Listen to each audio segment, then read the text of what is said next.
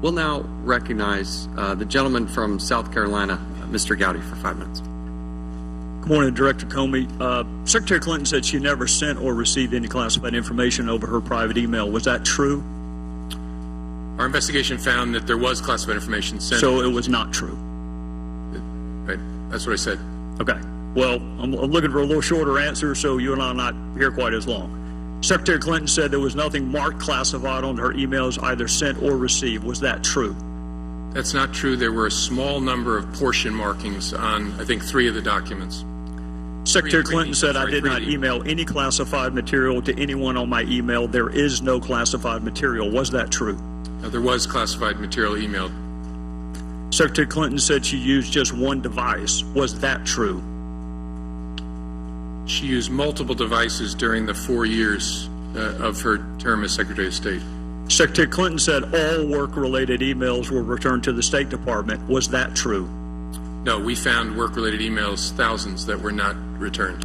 Secretary Clinton said neither she nor anyone else deleted work-related emails from her personal account. Was that true? That's a harder one to answer. We found traces of work-related emails on devices or in Slack space, whether they were deleted or whether when a server was changed out something happened to them. There's no doubt that there were work-related emails that were removed electronically from the email system.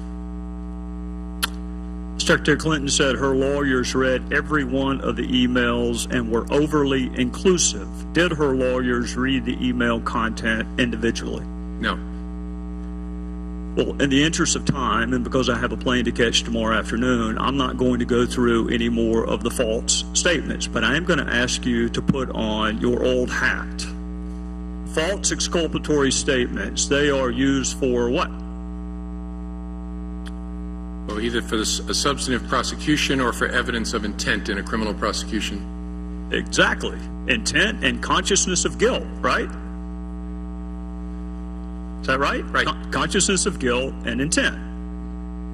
In your old job, you would prove intent, as you just referenced, by showing the jury evidence of a complex scheme that was designed for the very purpose of concealing the public record.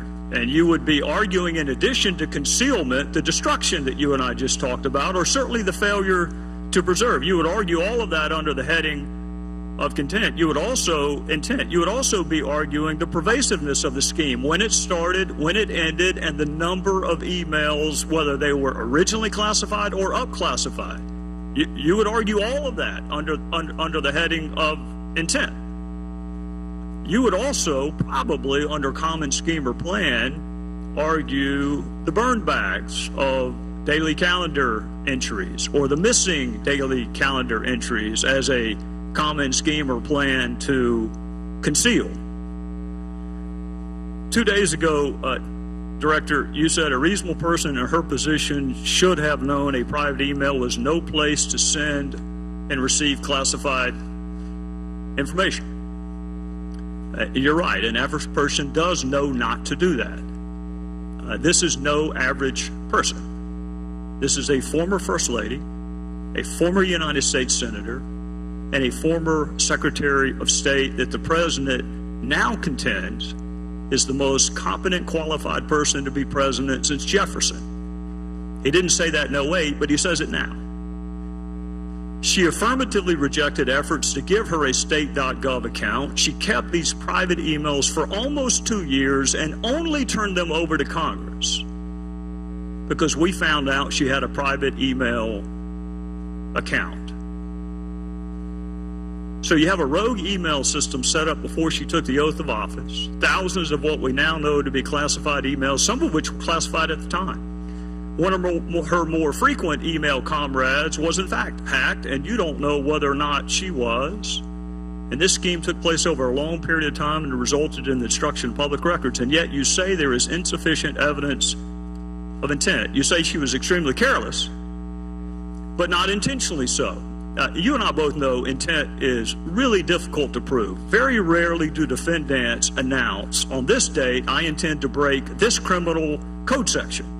Just to put everyone on notice, I am going to break the law on this date. It never happens that way.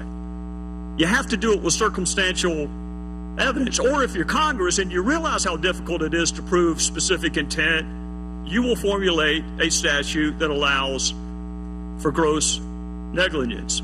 My time is out, but this is really important. You mentioned there's no precedent for criminal prosecution. My fear is there still isn't. There's nothing to keep a future Secretary of State or President from this exact same email scheme or their staff. And my real fear is this. It's what the chairman touched upon. This double-track justice system that is rightly or wrongly perceived in this country. That if you are a private in the Army and you email yourself classified information, you will be kicked out.